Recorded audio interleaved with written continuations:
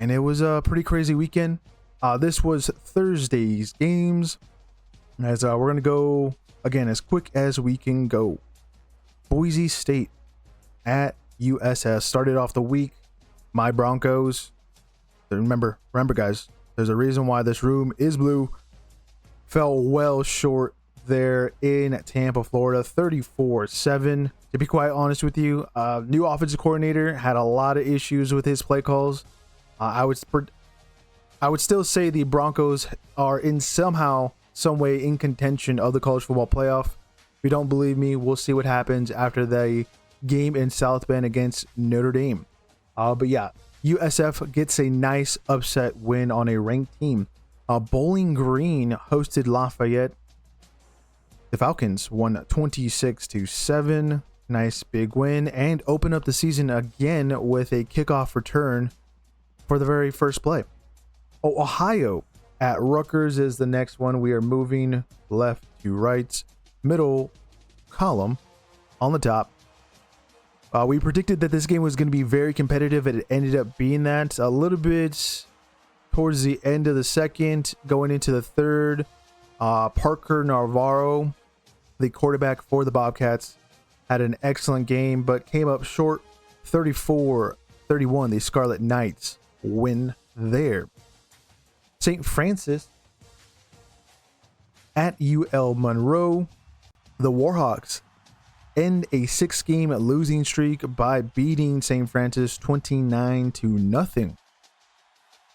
And the new boys in the FBS, Delaware State taking on Delaware. The Blue Hens win 35-17 in their debut again at the FBS level. One of the few teams this season, coming out wrong, but coming out right at the same time. To move up to this level, I believe we might get one or two. We'll talk about that for Friday's games after we get through this slide. UCF hosted Jacksonville State. Gamecocks put up a nice fight there in the boom house. I thought UCF would have been rolling a little bit better, especially with Frost coming back, overtaking the head coaching position after Gus Malzahn has moved on to Florida State as their offensive coordinator. The Knights survived 17-10 again in the boom house. North Carolina State hosting East Carolina. This game is usually a nice fight between these Carolina schools. The Pirates just didn't have enough. They lose to the Wolfpack 24-17 as NC State holds on at the end there. Wyoming at Akron. A big game. The Mountain West did not need to lose, especially to the Zips. Somehow, some way, the Cowboys won 10-0. I think the spread was 5.5. And if I'm not mistaken, that's not covering it technically. Just on the goal line there. But it was a pretty good prediction. I didn't know how close this game was actually going to be, but 5.5 was like, okay, this is an interesting spread going into it because it's, MAC versus the Mountain West. I know I'm going a little too far in with this game, but I thought that was just an interesting line to see. And then getting really close to what it was ending up to be. Again, 10-0 Cowboys. As we move over to some other Cowboys hosting Tennessee Martin, Oklahoma State, the Pokes win 27-7. But unfortunately, they did lose their starting quarterback in the first quarter, Henny, who ended up winning the job in the offseason. And Oklahoma State has a big game in Eugene this upcoming weekend against Oregon. Hopefully, Henny is 100% or at least going to be able to go to make that somewhat of a fight for the Pokes, who also snap a 9-game losing streak there in week 1. Last one on this far right row, middle of the pack. Elon at Duke. The Blue Devils win 45-17 in Durham. And we move back over. Again, we're going left to right. We are almost down to that bottom row. Central Arkansas at Missouri. Bo Prepula, debuting as a Missouri Tiger, helps his squad win 61-6. I think Sam Horn Jr., I think that's his first name. The backup quarterback got hurt in this contest. So we'll see how that goes, especially if for some reason Pripula gets an injury or two during the year. Not having that depth at quarterback might hurt Missouri in the long run. Buffalo went over to Minnesota and lost to the Golden Gophers 23-10. Somewhat of a fight there to open up the season for that Big Ten school. And it's, I guess, good to see Buffalo being somewhat competitive because, the Golden Gophers didn't pull away until the later parts of the second half to win again 23-10. Houston had somewhat of an impressive victory, at least for the defense, 27-0 against Stephen F. Austin, beating that FCS program out of Texas. Didn't get to see any of the stats or highlights from that, but I'll probably want to go back because I'm very interested in seeing Connor Weigman and how he did. There's only so much you can do. As we move over to a very high-scoring affair, Alabama State heading over to Birmingham, Alabama to take on UAB. The Blaze win 52-42 at home. Looked like this was going to be one of those first upsets that the FCS would have over the FBS this upcoming weekend. But I think they're called the Hornets or some kind of bee with a stinger. Maybe they're called the Stingers. I don't remember what Alabama State's mascot is. But they put up a great fight. I saw the handshaking Trent Dilford going over to the Alabama State quarterback and telling him he's a hell of a player. Those kind of interactions are kind of interesting to pay attention to because once the transfer window opens and if that player is available, I would not be surprised to see UAB go after him. Again, 52-42 UAB. Last one on this far right column, almost to the bottom, Miami of Ohio at Wisconsin. We talked about could the Red Hawks show up in Madison. The offense definitely did not, but the defense held the Badgers to 17 points in that loss. It is what it is. Miami of Ohio still going to be competitive. They like to play pretty tough non-conference schedules. You got to give them some respect for that. Nebraska versus Cincinnati in the Kelsey Bowl over at Arrowhead Stadium in Kansas City. We talked about, are the Huskers for real? I think we got to give it a little bit more time, maybe a couple more weeks.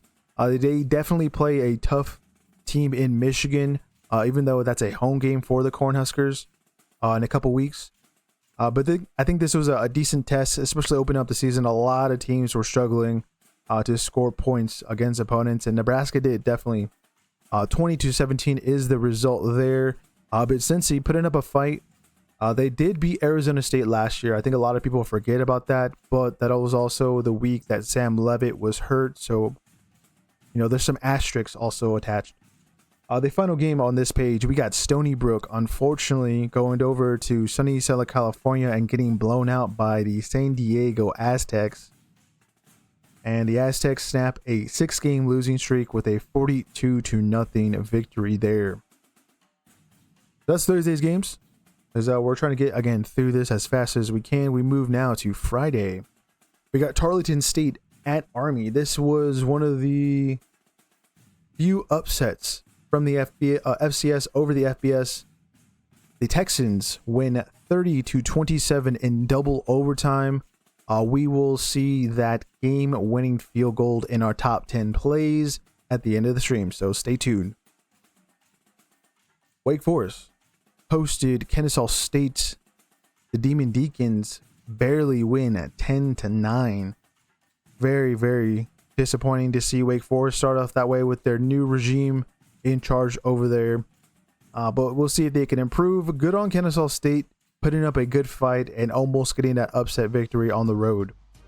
Appalachian State versus Charlotte is up next. That was on a neutral site field where the Panthers play in Charlotte. 49ers lose to the Mountaineers 34-11. I was kind of surprised to see the spread on that one. It was like 6.5, and it ended up being again 34-11. If you're a smart betting man out there, or women, however you go, You would have won some nice shitter if you would have I guess tuned into our show. I thought that was an interesting line. I thought Appalachian State was going to win by multiple possessions. Charlotte has had turnover after turnover in terms of off-season staffing issues in a way, players going in and out of the program. It's just a revolving door over there for the 49ers. And App State, always a consistent program. You got to have a lot of respect for them. That goes all the way back to their upset win over Michigan all those years ago. And we continue. We have FIU taking on Bethune-Cookman. Let's just say the Golden Panthers went worldwide with a 42-9 victory over their in-state foe. Good for FIU to start off not only with a big win, but a just massive score difference. Got to build that confidence up, especially getting into Conference USA games. That is a program I've always liked from a distance, and I've always wanted them to be successful. And so I know it's only an FCS program, but hopefully they can carry that momentum. They've been also producing some pretty good wide receivers that have been hitting the transfer portal. We got Rivers that's over at Georgia Tech. The year before it was Mitchell that was over at Notre Dame. So hopefully they can continue producing and winning. Western Michigan at Michigan State. The Broncos lose 23-6. Sparty holding on. I think Aiden Childs took a bump, the starting quarterback for Michigan State. So I'm already a little worried with some early season injuries. But there was a nice catch. Though you got to give Western Michigan some credit. They put up a fight. Michigan State didn't really pull away until the end. They did get a safety, I believe, on the Broncos. It was more of a defensive effort, obviously only giving up 6 points. Michigan State seems all right. Just the offense just needs to get a little bit better. Wagner heads over to David Booth Memorial Stadium, the newly renovated one, and play the Kansas Jayhawks and lost 46-7.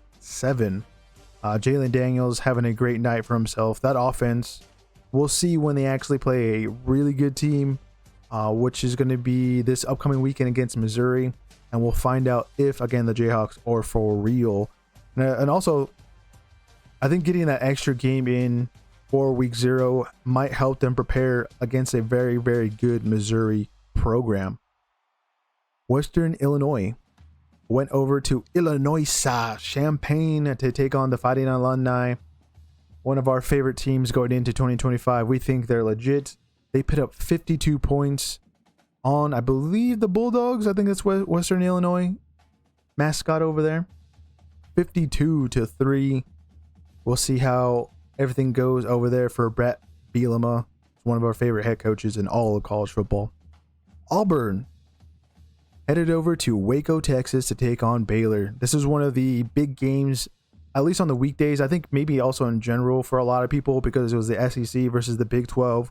A lot of hype going in behind Baylor into 2025, and they came up short, 38-24. I think they're very similar to what we saw between South Carolina and Virginia Tech. The SEC talent just being too much for their opponent. We kind of saw it there with Auburn using a lot of that speed. They had a kickoff return. I know there's some concerns for Jackson Arnold and his ball distribution through the air, but I think Auburn's going to be just all right, just okay, especially in the SEC. They're going to be a good running team. That's what the identity of that program is at the moment. And Hugh Freeze will also have some wide receivers that Jackson Arnold will get some better chemistry down the line. And that's a team I would definitely look out for, especially in the Iron Bowl, as Alabama looks a little wounded so far this season. The line on that was 2.5. I thought that was just totally disrespectful to Auburn going up against Baylor. I know Baylor has a ton coming back on both sides of the ball, but again, you have a very talented Auburn team going against a very experienced Baylor one. The experience just could not hang. 38-24 over there in Waco. Georgia Tech headed over to Boulder, Colorado. That is our bottom row, as we're kind of getting through this pretty quick, aren't we? The Yellow Jackets won 27-20. Some mishap management from Deion Sanders with the clock is kind of the headline out of that. But we'll talk a little bit more again with some of the stats, as that's one of the 6 games we'll go in a little bit more in depth with. 4.5 there. Georgia Tech definitely deserved, I think, a little bit more of the spread in their favor. But it is what it is. The people betting, they're making up all those lines. UNLV, Sam Houston. Yeah, it looked like UNLV didn't struggle so much. I think they kind of like put it into a lower gear later on in this game. And then one thing to mention, Hunter Watson, I believe, picked up an injury for the Bearcats. That's completely unfortunate, and especially going into Phil Longo's first season over there again for Sam Houston. Ugh. Yeah, you don't want to have, again, those early season injuries to your quarterback. But again, UNLV doesn't fall in Conference USA country and wins 38-21. And then the final game was a little bit of a banger, to be quite honest with you. Central Michigan, San Jose State, not a high scoring affair. 16-14, the Chippewas win. That one was a little surprising because San Jose State had multiple chances to win that game. They had a missed field goal with a chunk of time left on the clock in the fourth quarter. But then there was another missed field goal to end regulation. Yeah, you got to find a new kicker over there for the Spartans. And not a good look, I would say, for the Mountain West with this loss at home as well. There was a big run. I think the last name of that running back was Cornish. It's a pretty good highlight. He ran over, I believe, a San Jose State defender. So I would go check it out. Pretty good game in general. You got a lot of just, roller coaster emotions. If you tuned into it, especially for me, I got into it kind of late because I was watching, I believe it was a Georgia Tech Colorado game, and then Auburn and Baylor at the same time. And then this kind of overlaps, and it was kind of nice to end with that game there. And that will end Friday's contest, as we're looking pretty good. I think in those first 2 days, we only had like 3 misses. Going into Saturday morning, it felt really good. Like, oh, hey, man, we're kind of, unfortunately, going with a lot of where the lines were sitting. And I didn't even look at any of them until, like, I made my notes for the show. So I was like, okay, I'm going to make my picks, and then I'm going to go and see what the lines are. And I was like, dude, I guess I'm pretty decent in kind of going with what everyone is betting. It kind of is a good indicator of who's going to win, who's going to lose, if you know what I mean. But this upcoming weekend, I think it was just the big games that we're going to see here in a few moments that we kind of missed on, unfortunately. But sticking our neck out is kind of what we do here at your Sports Outpost. But for the Saturday morning games or noon, depending on where you are in the country, we start with Syracuse taking on Tennessee in Atlanta at Mercedes-Benz. The Volunteers. We have a... How do we describe McCormick? He was in the chat with us for our Saturday game. He's been in and out in the chat for us and in the comments. It's been really nice to have him. But a repeat reviewer, he's a big Tennessee fan. He was very happy that his Tennessee Volunteers won 45-26. Yeah, I was very impressed with Joey Aguilar. Very excited. Like I said, going into that game for him, and I knew Volunteer fans were not going to be let down because he's a solid quarterback. He still would have been a solid quarterback for UCLA if he still ended up there. But for the Volunteers, I think he just adds a little bit of that confidence of squeezing balls in. It's going to be very interesting to see him take on Georgia in a couple weeks, because that's going to be a very big game over there in Knoxville and Neyland Stadium. But here he shows out, gets the big win. And I think another note for Tennessee is their defense is still there. I know they gave out 26 points, but this defense just looks as solid as it was last season. They lost somewhat a decent amount. That secondary has a lot of guys coming back, and that's what's going to be carrying this team throughout this season. As we keep moving, Mississippi State at Southern Miss. Southern Miss continues their 10-game losing streak, going to 9 falling 34-17.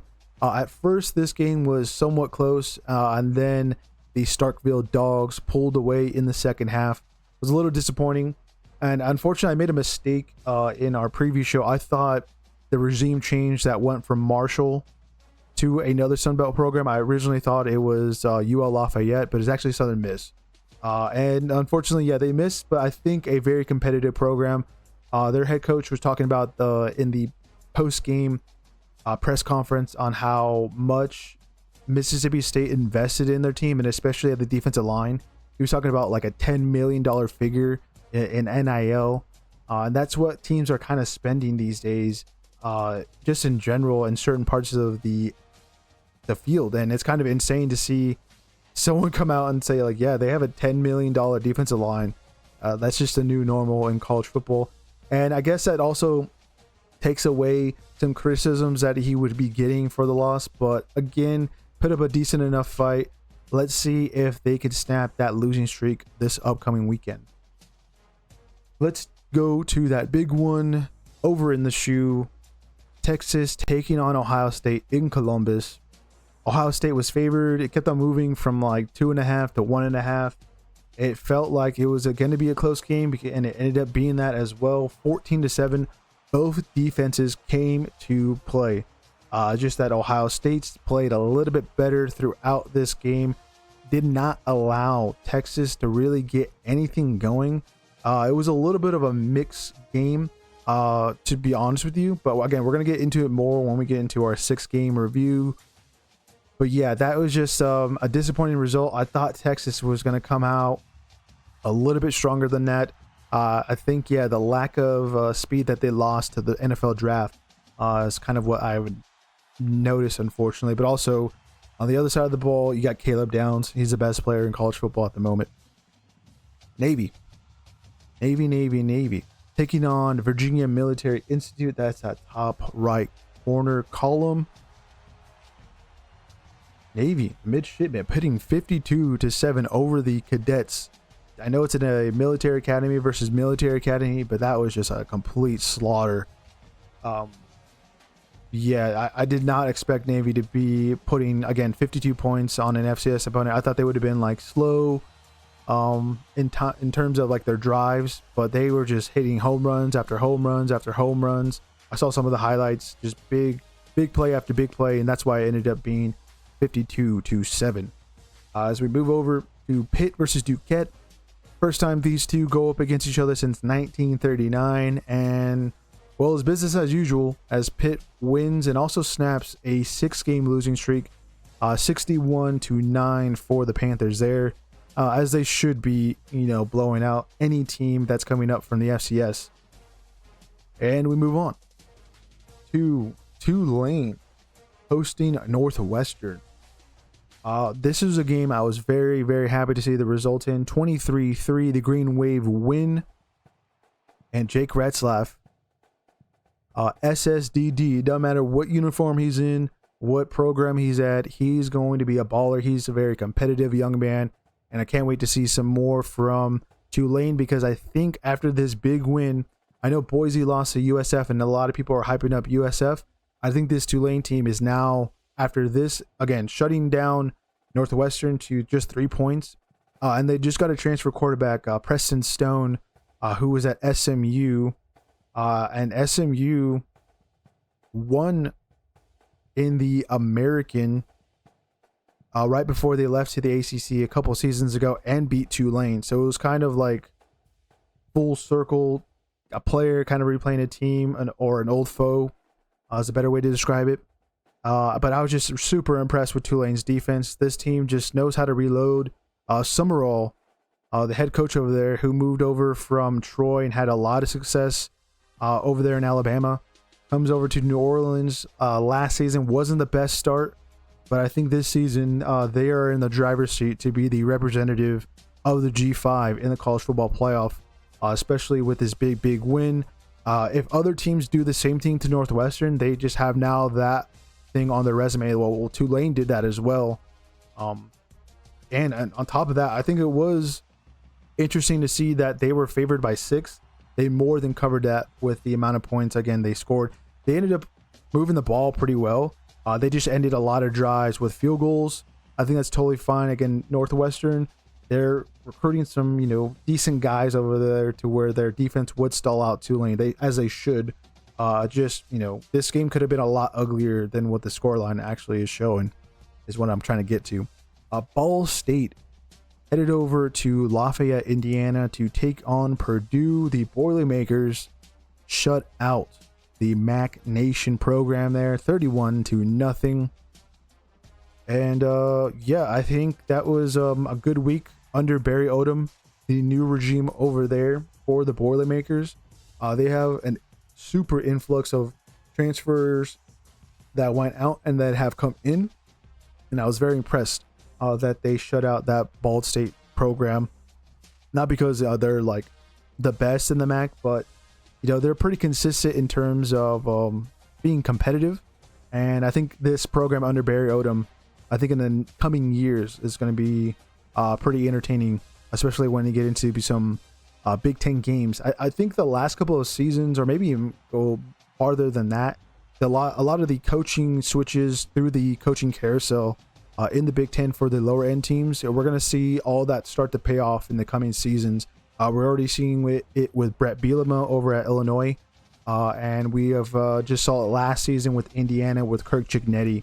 I think Barry Odom might be one of those guys, and he also snaps Purdue's 11-game losing streak on top of that. So good start for the Boilermakers. We got Mary Mac heading over to Kent, Ohio to take on Kent State. The Flashes, in the longest losing streak in college football going into the weekend. They had a 21-game losing streak. They snapped that by hitting a home run on a kickoff return. Mary Mac, I believe, took the lead there in the fourth quarter, and it looked like the Flashes were going to be the same as they have usually been.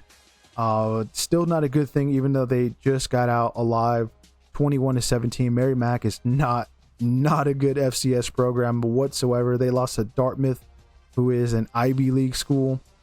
So might have won, but I'm still not expecting this team to win much of anything for the rest of the season until they get into the Akron week. I still think Kent State is going to be Kent State of 2023 and 2024, and that's the reason why they had a 21-game losing streak. But let's continue through the morning games or noon games. Florida Atlantic heading over to Maryland. A lot of people, I was surprisingly seeing online, this might be an upset for Maryland, but they definitely showed up.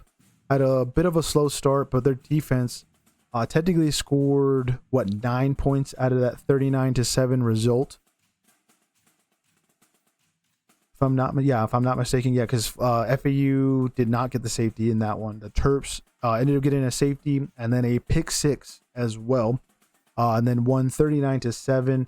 FAU came out a little strong, but just they don't have the talent, couldn't hang on. Maryland, I'm not going to say an impressive win, but it was decent enough to be like, okay, all right, we'll see how you do for the rest of the season, Terps. And then FAU, one thing to mention, the only Florida school not to win this past weekend. As we continue, this was one that I messed up on the graphic. I was supposed to go Kentucky, but I was like, screw it, let's go with Toledo. If there's any program that I would have made a mistake on for their game this upcoming weekend, it would have been that one. And yeah, they came up a little short. I did say Holy Toledo in that Saturday morning show that we did, because for all these games, we did a fun thing over on YT, very similar to Red Zone, as we were flipping through all of the game's highlights over there from the X machine, bringing it up on the screen. That was a lot of fun to do for the first time. But in that one, Kentucky, I totally forgot that they had Dowdell, the former running back from Nebraska. He pulled off the longest play this past weekend from a snap. Technically, the other longer plays were coming from special teams, but from a snap, he had a 79-yard rushing touchdown. Stay tuned for that in our top 10 plays. But yeah, that was not a good outing, I would say, for the Wildcats, because they almost fell to a MAC school. I know it's Toledo. They beat Mississippi State last season, but it just shows us that Kentucky really has not improved whatsoever this past offseason, and I'm a little worried for the rest of the year. They might be the bottom team in the Southeastern Conference here in 2025. Fordham taking on Boston College over there in Massachusetts. The Eagles win 66-10. And yeah, they pulled away with that. It was one of the later kickoffs, so I didn't really get to see too much from that contest. Because I'm very, very interested in Boston College with Bill O'Brien over there, who was going into his second season as the Eagles head coach. But yeah, I mean, they should be putting that many points up. Just again, once again to real opponents, which is this upcoming weekend. They play Michigan State over in East Lansing. That's going to be a real good game to be tuning into this upcoming weekend. West Virginia taking on Robert Morris. This game was a little bit of a slow burner for the Mountaineers. They like boat racing people, but they're going to be boat racing people with a little bit more style, with Rich Rod taking over again in Morgantown, 45-3. But again, it was a slow start. If I'm not mistaken, it was like 10, maybe 17-3 going into halftime. And then the Mountaineers made their halftime adjustments and then pulled away for, again, a 45-3 win in Rich Rod's re-debut as the Mountaineers head coach. Now into that bottom row, we got Central Connecticut State heading over to UConn, and the Huskies won 59-13. I think one of the other big plays from Snap also occurred. I think it was a swing pass, if I'm not mistaken, to help make that 59-13 scoreline. Yeah, UConn, they should be beating the crap out of Central Connecticut. Business as usual on that one. One that was a little unusual to start with, Old Dominion heading over to Bloomington, Indiana to take on the Hoosiers, who we do have ranked here at Your Sports Outpost. The Hoosiers, I want to say, barely won 27-14. The defense was really the show in this contest, because Old Dominion, well, the defense fell asleep on that first drive. They gave up the second longest play from Snap. Joseph, the quarterback for the Monarchs, had a big run and a big lane to run through to go up 7-0 in there again at Bloomington. But then it was Indiana, their defense adjusting, their offense not really getting anything going. So I'm a little worried, but it is Kurt Cignetti. They're going to make their adjustments. I do like the new back, BB Jr. out of UAB. Black gets to step up as one of the main guys also in the backfield, along with Fernando Mendoza. Just going to be some growing pains adjusting there on offense, and I think they'll get everything going. Just a little concerning, but Old Dominion last season did of the bit of the same against South Carolina. The Gamecocks barely got out alive over there in Columbia. But again, I know the score line, it's 2 possessions. It felt like it was a little closer than that, to be quite honest with you. But yeah, that is the Saturday morning / noon games for Saturday. We only missed 2 as we continue into the early afternoon or noon games, depending on where you are in the country, as we start with Eastern Kentucky at Louisville. The Cardinals did not disappoint, 51-17. I think those later points from Eastern Kentucky came when the second team was out there. So you give up 17 points is kind of understandable. You're giving your backups down the depth chart some playing time there, which is always a good thing, to be quite honest with you. Give them that experience that is going to be needed down the line. But the offense, the Watson, Brown, and then now you have Miller Moss, everything was gelling. I really still think Louisville, SMU are in that top tier in the ACC. I know Florida State just won this past weekend. Big game against Alabama. But like I said over in the DGen Takes chat room, that's also another content creator here on Rumble. I was saying that eventually the people are going to get more film on Florida State and Miami.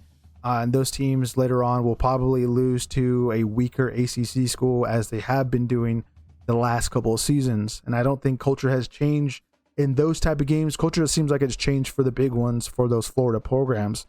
But anyways, Louisville, a serious player in the ACC, again with a nice 51-7 victory there. Bucknell taking on Air Force.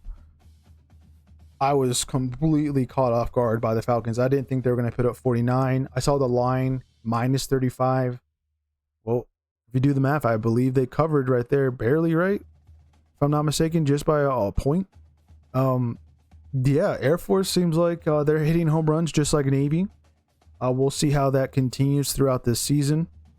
Yeah, there looks like there might be a difficult bump in the road for some Mountain West programs towards the top end of the conference there. But yeah, a little bit of an eyebrow raiser as they kind of just showed up and proved that the line was true. Georgia hosted Marshall, and yeah, they whacked the Thundering Herd 45-7. Defense played solid, only giving up 7 points. And yeah, I didn't really get to see much of this one. I think maybe a big play that I saw in the corner of my eye. But yeah, it's Georgia versus Marshall. Of course, the Bulldogs under Kirby Smart were going to be able to be dominant. No question in that. As we move over to another blowout, it was 46-11. Penn State playing Nevada over there in Happy Valley. The Reno Wolfpack continue their losing streak, now going to 7 games, as they were one of the few teams that had one of the longest losing streaks going into week 1. It looks like going into week 2, they'll still continue to be one of those teams. Purdy's little brother, if you know who Brock Purdy is, the starting quarterback for the 49ers, his little brother plays for Nevada. He just was overwhelmed in this one. Gave up a pick to big old defensive lineman for Penn State, Durant. And yeah, Penn State looks a lot more solid in terms of targets out wide. Kyrie Hudson, Wallace, and then the new transfer in from Troy. Looks like those are going to be some solid replacements. And then you have Pena as well that came in from Syracuse. Yeah, Penn State going to be a serious team here in 2025. NIU hosted Holy Cross, and holy moly, NIU almost dropped the ball here, 19-17. I was a little worried to be quite honest with you, because the Crusaders, the margins were not very big going into it. I think NIU was minus 10.5. And you're like, whoa, that's a possession and a half. I'm like, yeah, but like, it's NIU. They're very competitive. They beat Notre Dame, who went to the national championship last season. Same regime, who's been able to hold on to somewhat their, most of their roster, and it's been able to, reload somewhat, but almost dropping a game to Holy Cross. Oh, that would have been just a terrible start to the Husky season. But good on to the Crusaders. They look pretty solid, at least for an FCS program. We'll see again how NIU does for the rest of the season. Once they get into MAC play, that's going to be a hard program to be picking because of this early season performance. Not a lot of faith again in the Huskies of Northern Illinois. Then we move over to South Dakota at Iowa State, 55-7. That game, a little bit of a slow start for the Cyclones there. If I'm not mistaken, they actually went down 7-0, and then it was 55 unanswered. I was like, oh, please, Iowa State, do not fall apart.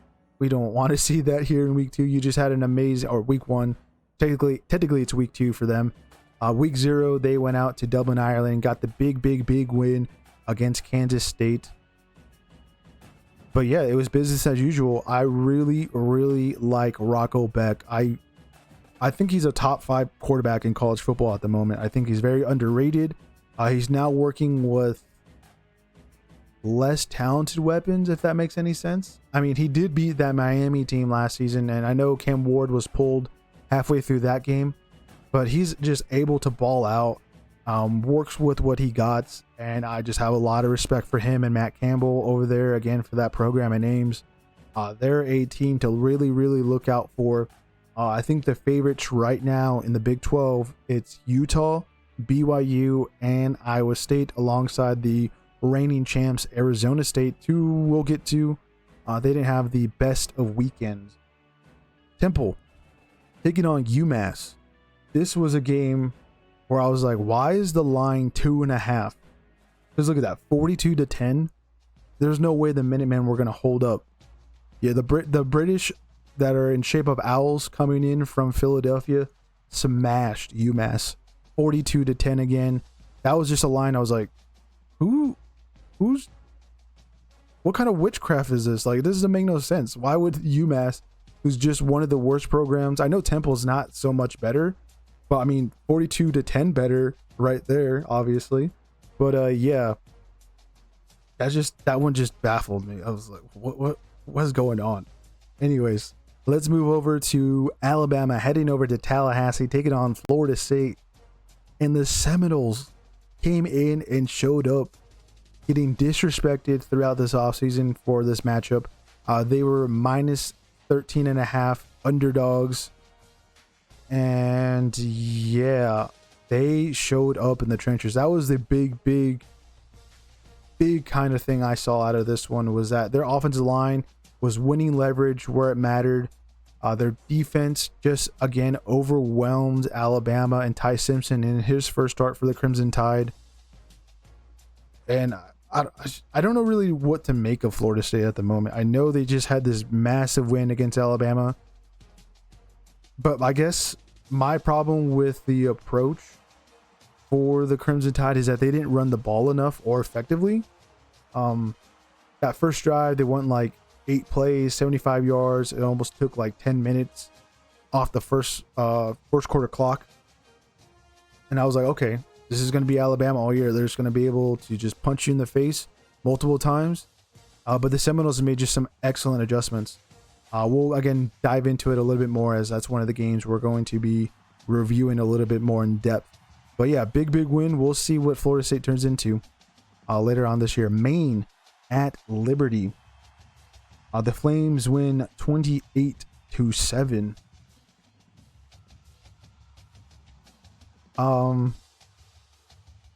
Yeah, I mean, Liberty's always just been a favorite in Conference USA since they've joined that conference. But this year might be a fall off, unfortunately. We'll see what the Flames turn out to be. Hopefully they don't flame out. But again, only winning 28-7. I'm a little concerned about that offense. Oregon hosted Montana State, who, if I'm not mistaken, just won the FCS National Championship last season, or at least was in the Final Four. So it's just one of the best programs at that level. They got smashed in Eugene, 59-13. One of my favorite highlights was Corian Moore, probably one of the best true freshman wide receivers going into this season out of the 2025 recruiting class. He put a Montana State defender on his ass.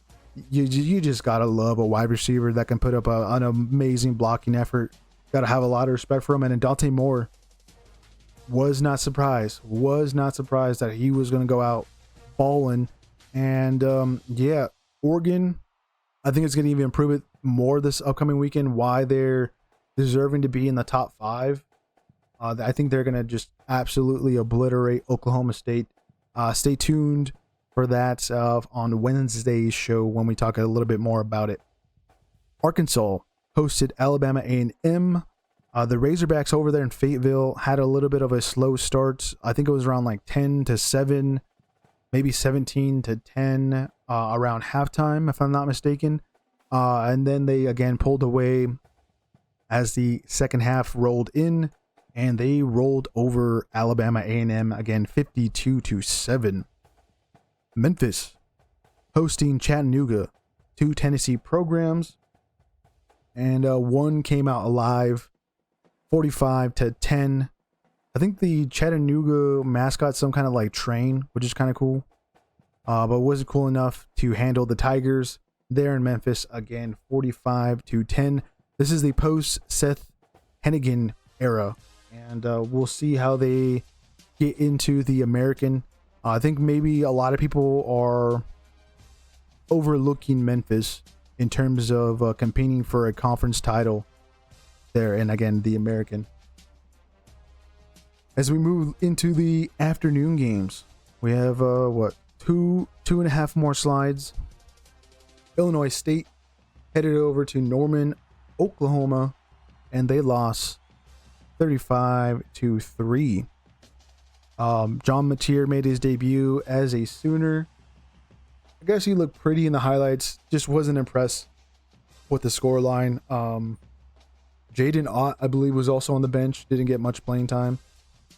I think maybe he's having some injury issues going into this season, which is kind of understandable. He had that issue last year when he was a Cal Berkeley Bear.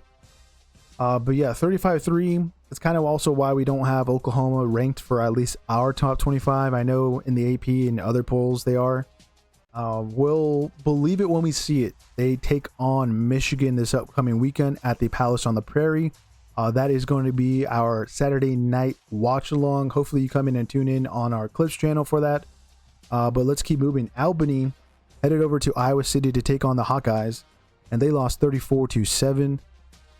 Yeah, they're never really going to blow out teams, even at the FCS level. They're just going to be very physical, take their time. It's kind of like a death by 1,000 cuts kind of idea for the Hawkeyes and how they handle business. So 34-7, kind of an understandable scoreline. I think some people would be like, well, why didn't you put more on this team? Like, that's just not what they do over there. James Madison is next up as they're on the middle part of that top row. They played Weber State and won 45-10. Another program that's going through another year post Kirk Cignetti, and it looks like it's just as competitive as it's always been for the Dukes over there in Harrisburg, Virginia. 45-10 again. They beat Weber State. Virginia taking on Coastal Carolina 42-7. A couple of catches that were pretty impressive from both sides. Just was a little disappointed in the visitors. Coastal Carolina has usually been competitive in games where they play a power conference foe. And yeah, 42-7. I'm like, okay, Cavaliers, I'm going to pay attention to you a little bit more. We will see a nice highlight from this game in our top 10 plays at the end of the stream. Vandy hosted Charleston Southern. The Commodores win 42-3. I didn't know Diego Pavia, for how short he is, he can do some pretty crazy things. There was a touchdown where him and the scorer did a backflip in the end zone. And I was like, okay, that's why you beat Alabama last year. The dude's pretty athletic. It's good on him that he gets an extra year to play, as not a lot of these guys will be going to the NFL. In general, I don't think he's actually going to work out there unless he plays maybe a different position. But again, the Commodores win 42-3 there. As we move again back over to the left, Texas A&M hosted UTSA. The Roadrunners. I don't want to say they were running away with it there in the beginning, but they were pretty solid. Pretty solid. Yeah. Swati, sorry I missed that that comment. Yeah, the Tide did not roll, and we'll talk about that here in once we get to our extended reviews. Texas A&M started off again a little slow. They did this last season, unfortunately, against Notre Dame. A lot better opponent than San Antonio there. But for me, for UTSA, I think it was a good showing. You know, putting up 24 points against a pretty solid defense. And then, yeah, just not playing good enough defense, I guess, to give up 42 points. We'll see how they do. They have an interesting opponent coming up this weekend against Texas State. But yeah, Mike Elko going into his second season gets a nice opening weekend win there. Arkansas State hosted Southeast Missouri. This spread was kind of like one of those light bulb moments, like, oh man, this might be, or an alert, you know, the alert emoji that you have on your phones. I was like, oh, This might be one where we see an FCS team upset. Didn't turn out that way. 42-24. Going into it, the spread was 10.5. Arkansas State, the Red Wolves, they definitely covered their asses there, and I think it was a pretty good win. SEMO, Southeast Missouri, is a pretty decent FCS program, very competitive, and they definitely come well short there in Little Rock, Arkansas. Kansas State. Ooh, this was a toughie. Toughie. Hard pill to swallow. They barely win 38-35 there in Manhattan, Kansas. North Dakota came to play. They were leading in at halftime over the Wildcats, and then they came back in the fourth quarter with a lead. Kansas State in the final minutes scored and ended up winning 38-35, barely surviving. That's just not a good sign. What is going on over there, to be quite honest with you? I didn't get to see the whole game. I just saw like this important highlights in a way, and especially them scoring at the end. That is another eyebrow raiser scoreline. Not a good sign. Looks like Kansas State might not be not even a legit contender, but a decent contender there in the Big 12. As we keep moving, we got Troy versus Nichols. The Trojans win 38-20. It is what it is. Summerall's not there. They kind of had like some of their top players leave. They lost a wide receiver, lost a tackle. No, he played tackle, I think, there, and now he plays guard over at North Carolina. Yeah, they're just a program going through transition. They're usually at the top end of the Sun Belt, Fun Belt, but maybe not for 2025. Again, there for the Troy Trojans. As we continue on that same row, now on that final column, we have South Alabama hosting Morgan State. The Jags, also another concerning scoreline, 38-21. I'm not too sure if that was because of second teams going in, maybe not seeing second teams in there. If that was first team giving up 20 points to Morgan State. Yeah, that's not looking good over there in South Alabama. We'll pay attention to them, especially when we get into conference play. It's going to be another tough team. Them and Troy, we already talked about it with NIU. Like in years past, it's kind of been an easier, more confident pick when we get into conference play. So that's ones where we actually might miss because of how inconsistent they might actually be here in 2025. As we move back over to the left, we have Florida versus Long Island University. The Gators win 55-0. An absolute spanking there in Gainesville.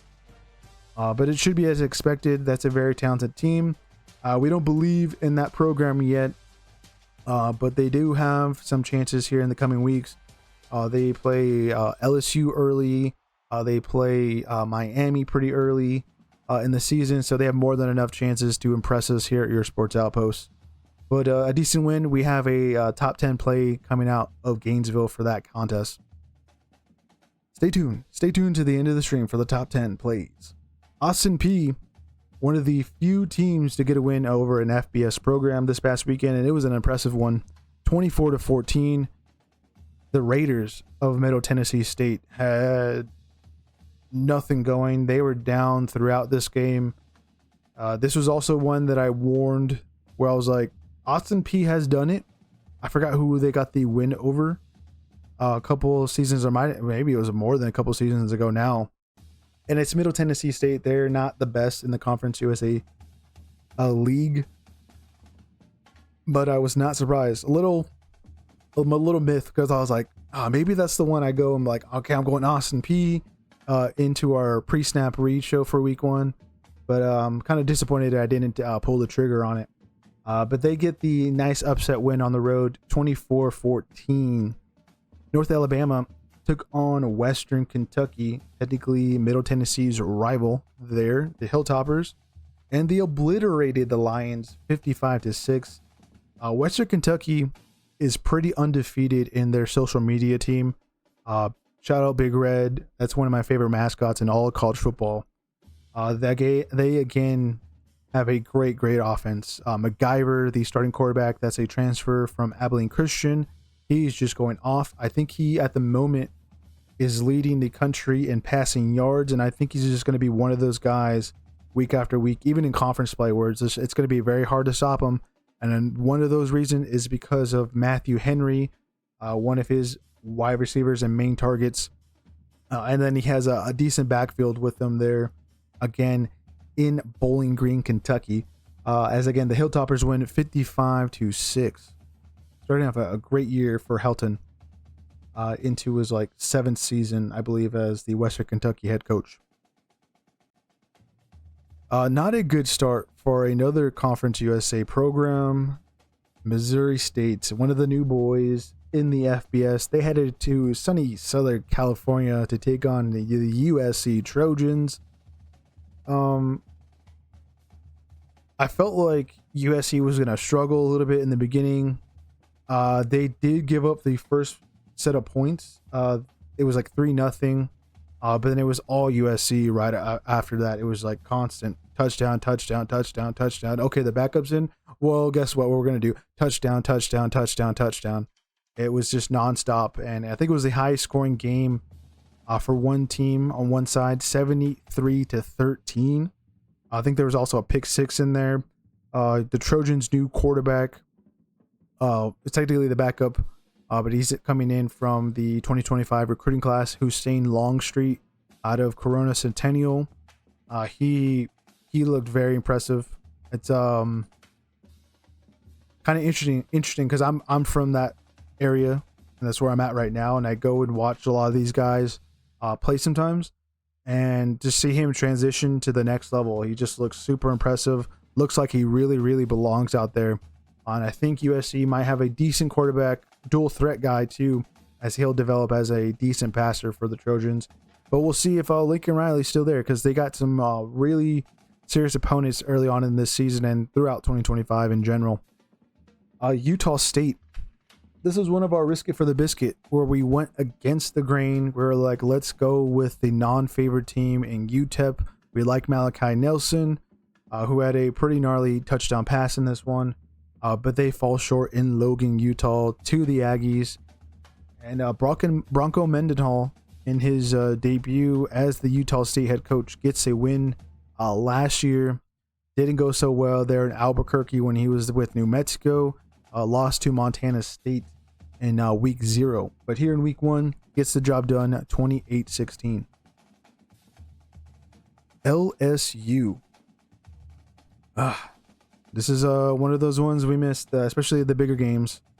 I think we missed this one, the Ohio State, and the Bama game. It's just very disappointing to go like 0-3 with those games. At least we could have gotten one of them. I mean, there was close games, especially the one in Columbus. This one was also an amazing contest, especially with the defenses. This was our watch along from this past weekend that we did in the afternoon. And it did not disappoint. 17-10. Clemson and their offense. Not that I'm a little worried, but LSU might have a very serious defense. I think the last 5, maybe going a little bit farther out than that, LSU has been offense heavy. This might be the year where like we're more talking about how good their defense is. I know there's Garrett Nussmeier, but man, that defense had an amazing performance. I believe Clemson didn't even score any points in that second half. Made the right adjustments and got a big road win. We'll talk again about that a little bit more there later on for our extended review. 17-10 for the LSU Tigers. And they get the claim that they are the real Death Valley there. New Mexico took on Michigan. This was a fun one. The Lobos, I don't think they put up the biggest fight. There was a nice trick play. That'll be in the top 10 later on in the stream. But Michigan with a new quarterback, Bryce Underwood. I think the top ranked quarterback coming out of the 2025 class. He had a pretty decent game. To be quite honest with you, I'm a little worried once they get into some more legit teams, especially teams that have like elite or close to elite secondaries. I don't know if he's going to be as effective. But Justice Haynes, oh my goodness. Alabama should have thrown the kitchen sink to try to retain that guy. I think that was kind of the reason why we saw Alabama struggle and ultimately lose there in Tallahassee, because they just lost Jem Miller right before the season to a season-ending injury.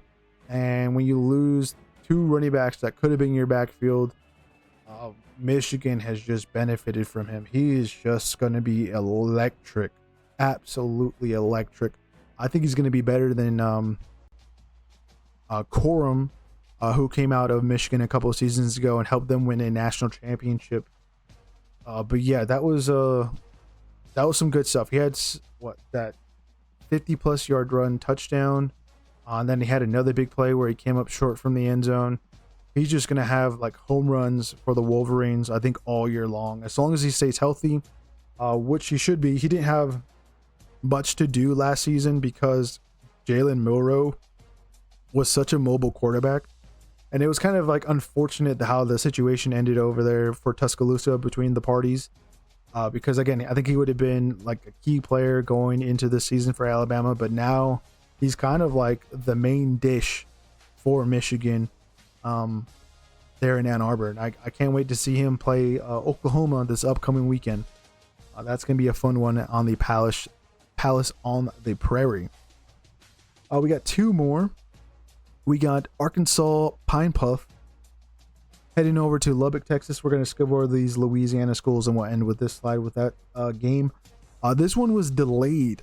It was still like 42-0 though with the delay. It was like, okay, we could just end it here. These poor Pine Puffs getting absolutely obliterated by the Red Raiders, but that's nothing new. We have always known that Texas Tech in the last couple of seasons leads the country, or if not is in like the top 5 in scored points in the first quarter and really just the first half. They just, their approach is just lethal, and if you fall asleep and if you're not prepared for those opening minutes of the game, they will come to bite you. And yeah, they're gonna get raided. You're just gonna get raided. The tortilla was overwhelming this past weekend. And yeah, 67-7 was the final score. I think they even had like a running clock. That's how bad it was. It was just like, it was not even a contest. And Texas Tech, I don't think a lot of people should be sleeping on them. They should be just as good. Looks like the new system, Baron Morton is going to be just fine in there. He has a couple more weapons that he can play around with too on top of that. And yeah, the final game on the slide, like I said, the Louisiana schools, we got Southeastern Louisiana taking on La Tech, and the Bulldogs win 24-0. I was a little surprised that Louisiana Tech and their defense shut out this FCS program. I thought they would give up like a field goal, maybe a touchdown. The offense, again, a little worried if they can only score 24 points, but if the defense is good enough to, only allow Conference USA folks, that's what their league that they play in, they might be somewhat competitive. If I'm not mistaken, last year they went to Tulsa, Oklahoma, and beat the Hurricanes with a walk-off field goal. So it's pretty good.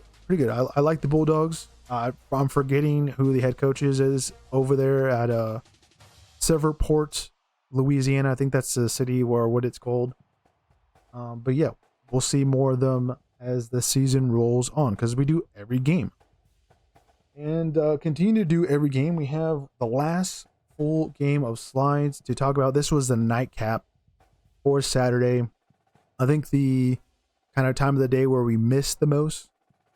But I think it's kind of understandable, as some of them were close to go in and to start with. And one was just absolutely, it kind of surprised me. But let's get into it. Georgia State at Ole Miss. Lane Kiffin, does a man know how to have a high roster turnover or what? 63-7 over Georgia State. The Panthers last season, they beat Vanderbilt in that upset loss. I know it was at home. I was like, okay, maybe Georgia State goes into this makes it competitive. Obviously, they're going to lose, but lose by that much. Lane Kiffin, I still think Ole Miss is still there. They're still going to be competitive, even with all those losses to the NFL and graduation, or to the transfer portal. And yeah, the guy just knows how to coach. I think he's just, I know he hasn't won anything insignificant or significant in recent times, but he's just a great teacher of the game. I think his system is simple enough to allow players to come in there in Oxford, Mississippi, and be very successful. I think he's going to be one of those guys in the next 10 years where players are like, I don't care what program it is. I just want to go play for Lane Kiffin because he's going to help me get to the next level. And that's what they did. They took it to the next level, 63-7. I'm very impressed with that scoreline, and have some good faith for Ole Miss. I don't think they're going to be dropping the ball as much this upcoming season. Portland State went over to Provo, Utah, and got obliterated 69-0. Poor Vikings. The Provo Cougs. I mean, I know Portland State got blown out by Tarleton State week 0, but I didn't think it was going to be this bad. Like 69-0. Bear Bachmeier, in his debut, he showed out. He's another guy like Hussein Longstreet in the area. For me over here, he went to Marietta Valley. I went to go see him play last season. Ended up being injured throughout the year, so I didn't get to see him technically.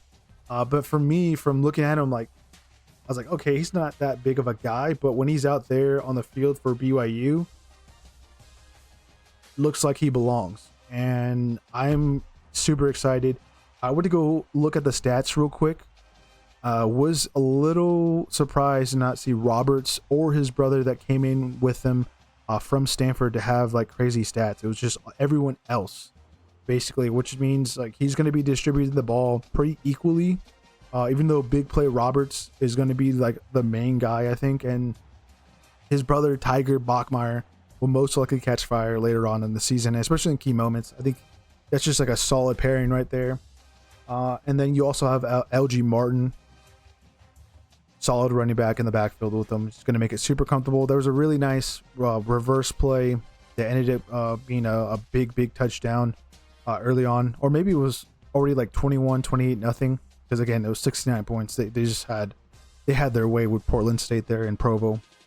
North Texas hosted Lamar. They won 51-0. Didn't get to see much of this game, but it's good that North Texas is scoring 51 points. Very similar to Texas Tech in terms of their approach. They like to score a lot of points early. If I'm not mistaken, both of these teams played last season, and it was like kind of like the similar kind of thing. So it's good that the turnover hasn't hurt North Texas over there. The Mean Green getting real mean, 51-0 against Lamar there. Tulsa hosted Abilene Christian. Another one where I was like, I looked at the line, 5.5. 35. Does 35-7 look like 5.5 to you? No, I don't know what's going on and who's making those lines. But the Golden Hurricanes, they came through Abilene Christian and took everything they basically kind of had. I know it wasn't too impressive. I don't know, it's only 35 points, but that's, when you do your math, that's 7 touchdowns. That's a lot of touchdowns. Oh no, that's 5 touchdowns. Sorry, I'm reversing the math there. 5 touchdowns. That's basically what is it? A touchdown in like a quarter there for each quarter. So yeah, it looks like they took somewhat of their time. But I thought it was a little bit disrespectful, but I was a little worried. Because if Tulsa was going to be Tulsa of 2024, or kind of the years previous to, like, are we just going to have like another season where the Golden Hurricanes just are cheeks, if you know what I mean? But yeah, decent performance there, 35-7. As we move over to that left column again in the middle, Eastern Michigan at Texas State. The Bobcats, 52-27. I also think maybe it was a little late for the Eagles. They're usually playing like an earlier game. As again, they're in Michigan. They went all the way down to San Marcos, Texas. And yeah, they got bodied 52-27. I'm forgetting that young head coach there for Texas State. He's done an amazing job so far in his tenure. We should expect some good things from them as they're making that transition next season to the newly rebirthed Pac-12, and we'll see how they do. We have one that we missed. It was kind of a coin flip one in a way, but it was kind of surprising to see the line that we went with. Originally in my mind, when I saw the game, I was like, okay, actually, I think I'm going to go Raging Cajun, because I also originally thought that the coaching staff and players came from Marshall to that program, but it was Southern Miss. So I've missed out on getting that correct. Regardless, when I saw the line 11.5 for the Raging Cajun, I was like, okay, that's the reason why they're favored, is because of the turnover from this past offseason. Didn't turn out so well. They lose 14-12 against the Rice Owls. It's still not a good thing for Rice, even though it's a decent road win. They were the underdogs, and they proved it wrong. But again, 14-12, you want to be scoring a little bit more than that if you're in the American versus the Sun Belt. Even though the Sun Belt has gotten some pretty decent wins over that conference this past weekend. As we keep moving, we have East Texas A&M and SMU, 42-13. The Ponies, a little bit of a slow start, but I think it's kind of quite understandable. They were getting the early season jitters out of the way. They run away with it in the second half. I think it was like 14-3, or maybe it was 14-7 going into halftime, something around there. And then again, they made the right halftime adjustments, and then pulled away 42-13 against East Texas A&M. And they have a big one this upcoming week against Baylor. As we move into that final row in the middle there, technically, we have Bryant at New Mexico State. And the Aggies win in Santa Fe 19-3. Just not looking good without Coach Kill over there, who's moved on to, I think, be an analyst or some kind of coach at Vanderbilt. He left also with Diego Pavia. And New Mexico State isn't going to be much of anything, it looks like, this upcoming season, unfortunately, with that scoreline. It's kind of telling us. Moving now down to another one that we missed, as we're looking at the final game on that left column. On the bottom, Georgia Southern going over to Fresno, California to take on the Valley Dogs. This game, I believe, if I'm not mistaken, had the Eagles of Georgia Southern being favored by 1.5 and 52-14 is not a 1.5. That not even close. I know they were leading early on, and it was like, okay, this is going to be a decent game, but man, I think it's EJ Warner, Kurt Warner's son, being the starting quarterback over there for, again, Fresno State, had a pretty decent performance, putting up 52 points. They turned it around, ran away with it. I'm very, very impressed to see that bounce back with the unfortunate loss there in Lawrence, Kansas against the Jayhawks in week 0. I believe they play... I'm forgetting who Fresno State plays, but I think it's a decent opponent in them, but it's also a winnable game, again, for Matt Ince, as he begins and gets his first win as the Fresno State head coach. As we move over to Northern Arizona, heading to Tempe, taking on Arizona State. The Sun Devils win 38-19. I mean, Sam Levitt had some pretty nice highlights. He connected with Tyson, his leading receiver, last season. We saw a little bit of the running back and who's going to, I guess, lead. Raleek Brown looks like he might be the main guy. He was mostly in the highlights from at least when I tuned in and watched a little bit of it. He is a product out of Mater Dei High School. He transferred in from USC. Missed most of last season because of an injury, but looks like he's going to be the main guy. Kanye Udo had an appearance, and he's going to be more, I think, the power back, it looks like. But we'll see. We'll see what happens. Maybe they might have some thunder and lightning. Kenny Dillingham, at the end of this, usually when the Sun Devils win a game, they ring like a bell in the middle of the field. did not look happy with the way his team performed there in Tempe to open up the weekend. The defense had an interception again in the opening week. And then the punt team, I believe, also, if I'm not mistaken, had a return, or if it was a pick six. So some of those points weren't just from the offense. It looks like they couldn't finish out drives. That's probably why he's disappointed. Looks like Kenny Dillingham wants to have a very, very high standard for his Sun Devils program here in 2025, and it looked like it disappointed. Washington State hosted Idaho in the Battle of Palouse, the 93rd, as I should have said it right like that, a meeting between the two, and it was a very entertaining game, one of the after dark games. Again, this is the nightcap hours. 13-10, Idaho, they had a drive where they basically got into field goal position, tied it up 10-10, and then Washington State did the same. Nice nail biter. And it was good to see that the Vandal fans really showed up for this rivalry game that hasn't been played in quite a long time. They should be playing this one every year, to be quite honest with you, because it looks like at least the Idaho fans took it seriously.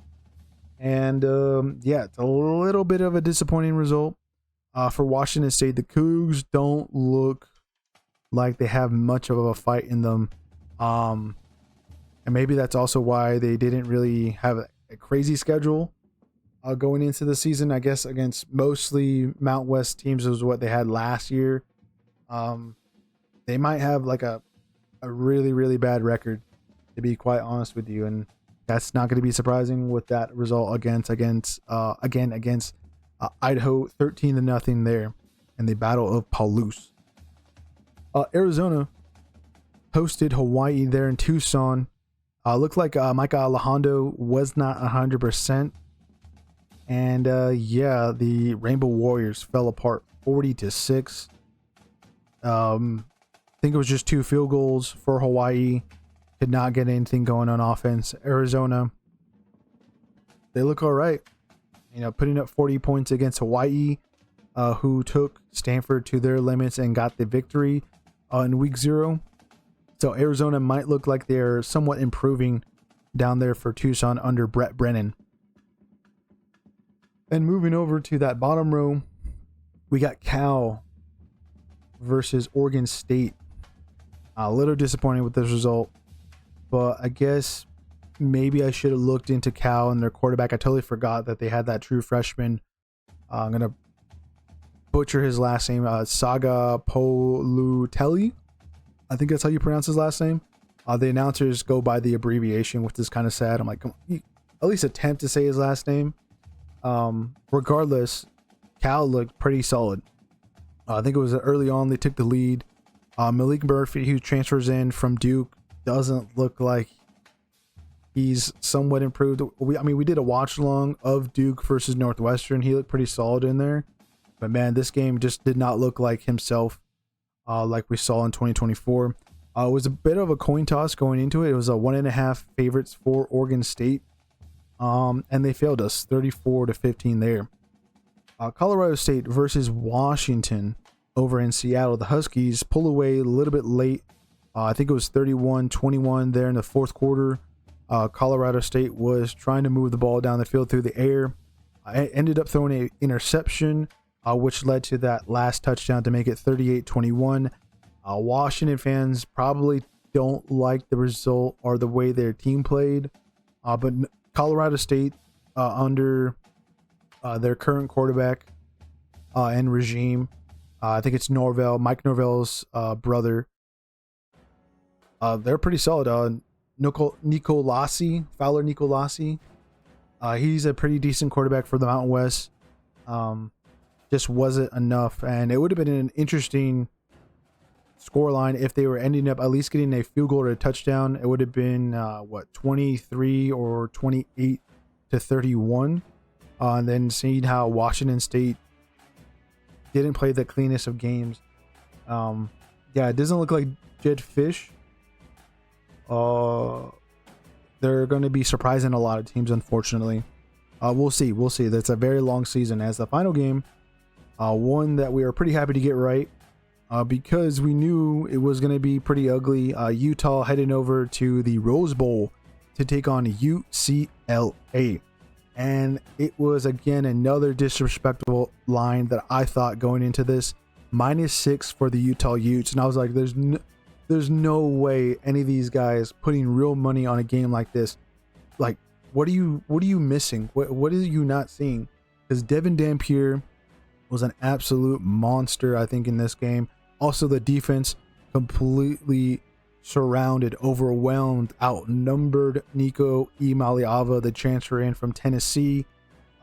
UCLA just looked completely disorganized, not ready to play here in week 1 as they drop 43-10 there in the Rose Bowl. I'm not a little worried for Deshaun Foster because he's kind of in a unfortunate situation where he was given the head coaching job. He was technically supposed to be the Raiders running back coach last season, but ended up, after making that move, Chip Kelly leaves and then the job opens, and I guess he was just the guy that was available that they wanted. I can't really blame him. It's not that I don't believe in him or anything like that. It just, there's only so much you can do as for UCLA. They do get some decent guys, but retaining them now in this era of NIL, it's just not going to be a thing. I just don't really see UCLA being much of anything. Unfortunately, it's just going to be really a guy that goes in there probably outside the program that can maybe turn it around. But that's just, again, going to be a super hard ass as they're now in the Big Ten. And they're going to get Big Ten quite a bit this upcoming season. It's a good win for the Big 12. A very, very good win. I think a lot of people, unfortunately, were maybe surprised with the scoreline. I was just flabbergasted. How do you not see Devin Dampier come in? And it feels like people were like, where did this guy come from? Well, he was pretty solid for New Mexico. I know he had a terrible ratio of turnovers for the Lobos, but it's you're playing for New Mexico. Of course, you're not going to be, completely efficient with what you have to deal with over there. Moves over to Utah. I think he's going to be the exact thing actually that they need to kind of get it over the hump and most likely get into that Big 12 championship game. Another player to mention, I'm forgetting Snowden's first name. He's a dual threat player. He plays on both sides of the ball and in the secondary, and is a running back / wide receiver kind of role in offense. He had a pretty solid play in this one. I don't have it in the top 10, but if you want to see a pretty good highlight and some good defense as well, this is a pretty good one to go back and watch. And yeah, good win for the Big 12 there, 43-10 over a Big 10 foe. Not too many for the Big 12 this past weekend. At least they got that. The final 3 games, well, one is literally happening right now.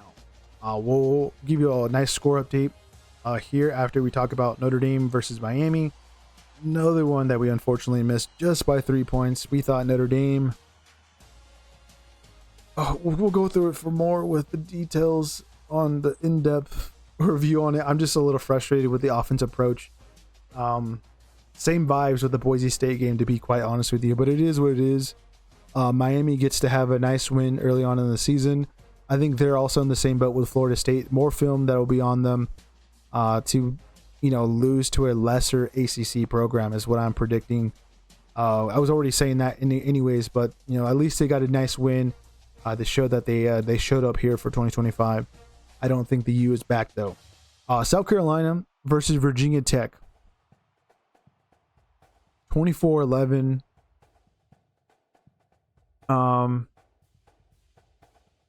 What do I say about South Carolina? I mean, we're going to do a more in-depth one. I didn't like the score line. The offense doesn't seem to be totally as lethal as I wanted it to be. But I think Virginia Tech is actually a pretty decent side this year. Kyron Jones, however you say his first name. Pretty decent quarterback there in the ACC. Just wasn't enough. Again, got completely overwhelmed by the, I think, 2 best bookends pairing in the country. and Thomas Jr. and Stewart. So when you have that going up against you, you're definitely not going to be scoring a lot of points.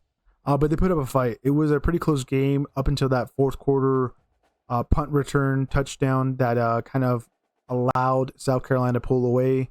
And then there was a later touchdown. That punt returns in our top 10. We'll talk about, again, this game in a little bit more.